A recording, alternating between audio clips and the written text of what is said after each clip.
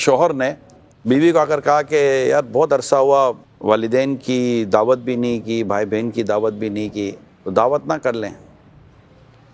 اب بیوی کر لو، میرا کیا ہے۔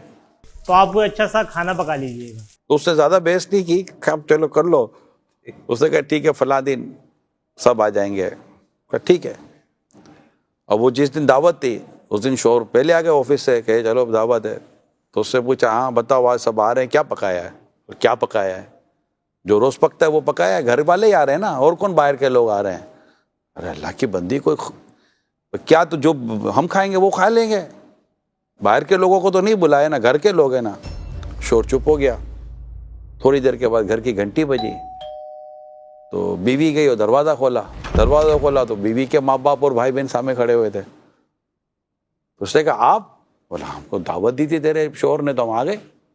وہ جیسے اندر آئے بٹھایا تو گئی اپنے شوہر کے پاس، بتایا کوئی نہیں کہ میرے امی ابو کو اور بھائی بہنوں کو بلایا ہے، میں کچھ اور پکا لیتی۔ کہاں تیرے بھائی بہن ممی ابو ہوتے اور پکا لیتی، میرے ماں باپ ہوتے تو کچھ نہ پکاتی۔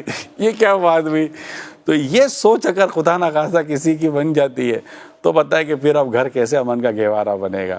میں نے ایک واقعے کے اندر جو کچھ عرض کرنا تھا میں نے بہت کچھ عرض کر دیا ہے۔ اللہ سمجھنے کی توفیق عطا فرمائے۔ آمین۔ تو شوہر کو چاہیے اپنی بیوی کے ماں باپ کی عزت کرے، واہ، اور بیوی کو چاہیے کہ اپنے شوہر کے ماں باپ کی عزت کرے۔ اس میں آپ دونوں کی عزت ہے۔